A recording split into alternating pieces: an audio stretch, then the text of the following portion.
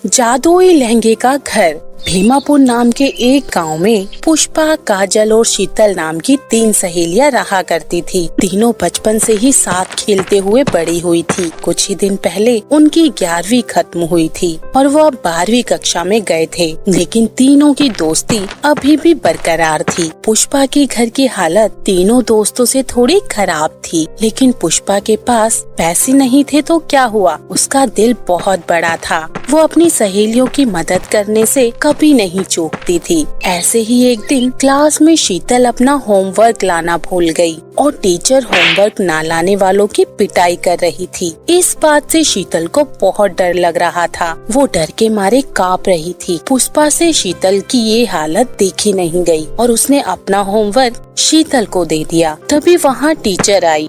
पुष्पा, अपना होमवर्क दिखाओ। टीचर, दरअसल मैं होमवर्क नहीं लाई। चलो फिर पिटाई खाने के लिए तैयार हो जाओ। उसके बाद पुष्पा शीतल के हिस्से की पिटाई खुद ही खा लेती है। स्कूल में काजल और शीतल अच्छा खाना लाया करती थी, जबकि पुष्पा अच्छा खाना नहीं ला पाती थी और पुष्पा की ड्रेस भी थोड़ी फटी हुई थी। ऐसे ही कुछ दिन बीत जाते हैं और पुष्पा का बर्थडे आता है। पुष्पा गरीब थी, इसीलिए उसके पास ज्यादा अच्छे कपड़े भी नहीं हुआ करते थे। इसीलिए शीतल और काजल मिलकर पुष्पा की बर्थडे पर उसे एक बहुत सुंदर लहंगा गिफ्ट करने का सोचा। काजल, तुमने बिल्कुल सही कहा। हमें पुष्पा को एक बहुत सुंदर लहंगा गिफ्ट करना चाहिए, वो बहुत खुश होगी। उसके बाद शीतल और काजल ने कुछ पैसे जमा किए और उन पैसों को लेकर वो एक बहुत बड़ी दुकान में गए। क्योंकि शीतल और काजल ज्यादा पैसे इकट्ठे नहीं कर पाए थे, इसीलिए बड़ी दुकान से वो लहंगा नहीं खरीद पाए। उन्होंने काफी सारी दुकानों में पता किया, लेकिन हर जगह लहंगा बहुत ही ज्यादा महंगा था। काजल, अब हम क्या करें? मुझे तो लगता है हम पुष्पा को लहंगा गिफ्ट ही नहीं कर पाएंगे। शीतल इतना कह रही थी, तभी काजल को सामने एक दुकान दिखती है जिसके ऊपर जादुई क्लॉथ शॉप लिखा हुआ था। वो देखो, चलो उस दुकान में पता करते हैं। इसके बाद काजल और शीतल उस दुकान में चले गए। उन्हें उस दुकान में एक बहुत ही सुंदर लहंगा मिला। अंकल, ये गुलाबी वाला लहंगा कितने का है? बेटा, वैसे तो इस लहंगे की कीमत केवल 1500 रुपए है, लेकिन मेरी दुकान की चीजें जादुई होती है, इस कारण इस लहंगे की कीमत 3000 है। लहंगे का प्राइस सुनकर शीतल और काजल उदास हो जाते हैं। तभी दुकान वाला कहता है, अरे तुम दोनों उदास क्यों हो गए? दरअसल बात कुछ ये है कि हमें अपनी सहेली के लिए लहंगा खरीदना है, क्योंकि उसके पास अच्छे कपड़े नहीं है। लेकिन हम दोनों ज्यादा पैसे इकट्ठे नहीं कर पाए। हमने कई दुकानों में भी देखा, लेकिन सारे लहंगे महंगे ही है। बच्चियों, तुम उदास मत हो। तुम्हारे पास जितने पैसे हैं, तुम उतने पैसे में ही ये लहंगा ले जाओ। दुकान वाले की बात सुनकर शीतल और काजल बहुत खुश होती हैं और वो पुष्पा के लिए वो लहंगा खरीद लेती हैं। वो लहंगा एक जादुई लहंगा था। इस बात की भनक ना तो शीतल को थी और ना ही काजल को, क्योंकि उन्होंने दुकान वालों की बातों पर ध्यान ही नहीं दिया था। शीतल और काजल मिलकर शीतल के घर जाते हैं और पुष्पा के लिए एक छोटा सा सरप्राइज प्लान करते हैं। पुष्पा इन सब से बहुत खुश होती है। तभी उसे दोनों वो लहंगा भी दे देती हैं। फिर पुष्पा लहंगा देखकर बहुत ही ज्यादा खुश हो जाती है। खुशी के मारे उसकी आंखों में आंसू आ जाते हैं। मैंने पिछले जन्म में जरूर बहुत अच्छे कर्म किए थे, जो मुझे तुम दोनों जैसी सहेलियाँ मिली। तुम्हारा बहुत बहुत शुक्रिया मेरी प्यारी सहेलियाँ। अब बस भी कर, हमें रुलाएगी क्या? चल अब केक काट। पुष्पा केक काटती है और खुशी खुशी वो लहंगा पहन लेती है। पुष्पा पर वो लहंगा बहुत ही ज्यादा जच रहा था। वो अपनी सहेलियों को धन्यवाद करके अपने घर जाती है। पुष्पा को इतने सुंदर लहंगे में देखकर पुष्पा की माँ उससे कहती है, अरे तू इतना सुंदर लहंगा कहाँ से लाई? माँ, ये मेरे सहेलियों ने गिफ्ट किया है मेरी बर्थडे पर। सुंदर है ना? हाँ बेटी, बहुत ही सुंदर है। पुष्पा लहंगा पहनकर खाना खाने बैठती है। उसके खाने में 2 सूखी रोटियां और चटनी थी। पुष्पा जैसे ही खाने का एक कौर उठाती है, उसका खाना स्वादिष्ट पकवान में बदल जाता है। ये देखकर पुष्पा बहुत हैरान हो जाती है और खुश भी। वो खुशी खुशी पकवान खा लेती है। उसके बाद वो जैसे ही अपने बिस्तर पर सोने जाती है, उसका बिस्तर भी बहुत खूबसूरत बेड में बदल जाता है। अरे ये सब क्या हो रहा है? वो खाना भी इतना स्वादिष्ट हो गया और अभी मेरा बिस्तर भी सुंदर बेड में बदल गया। कहीं ये सब लहंगे की वजह से तो नहीं हो रहा है ना?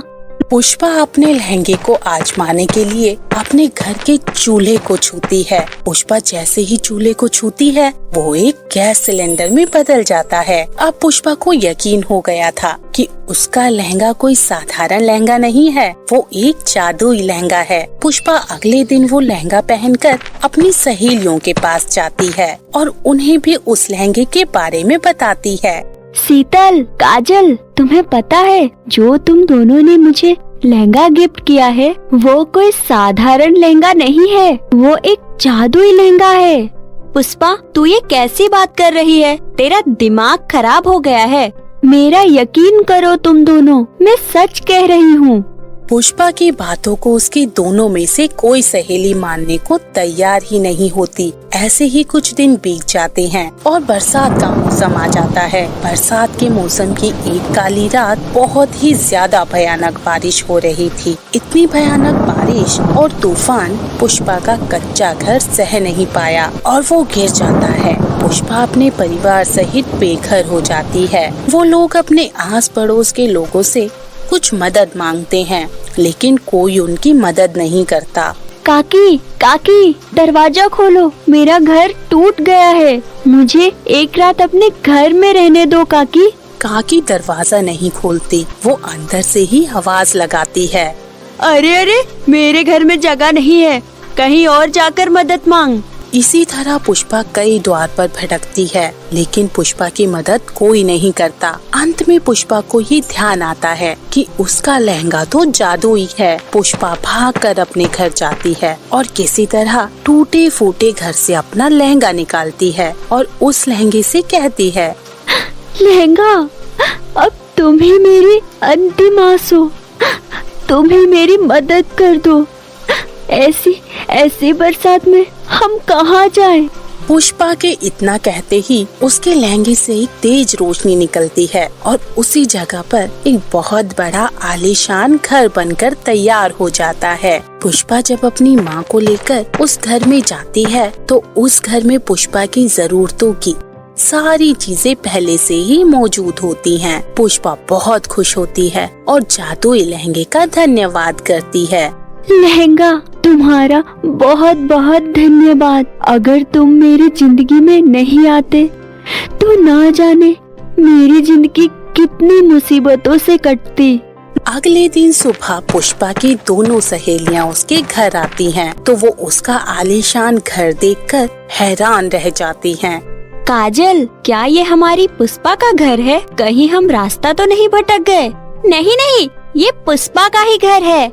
इतने में पुष्पा बाहर आती है और वो कहती है, क्यों हैरान हो गए ना तुम दोनों? मैंने कहा था ना कि जो लहंगा तुम दोनों ने दिया है वो एक जादुई लहंगा है। इसके बाद पुष्पा अपनी दोनों सहेलियों को बहुत अच्छे से सारी बात समझाती है। उस दिन से तीनों सहेलियां बहुत खुशी खुशी रहने लगती हैं और साथ ही पुष्पा का जीवन भी जादुई लहंगे की वजह से आसान हो जाता है।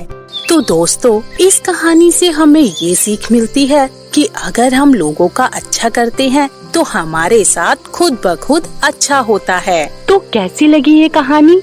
हमारी कहानी को लाइक करें और कमेंट करके जरूर बताएं और ऐसी ही मजेदार कहानी देखने के लिए चैनल को सब्सक्राइब करें और हाँ, बेल आइकन दबाना ना भूलें, जिससे आपको आगे आने वाली कहानियों की नोटिफिकेशन आसानी से मिल सके।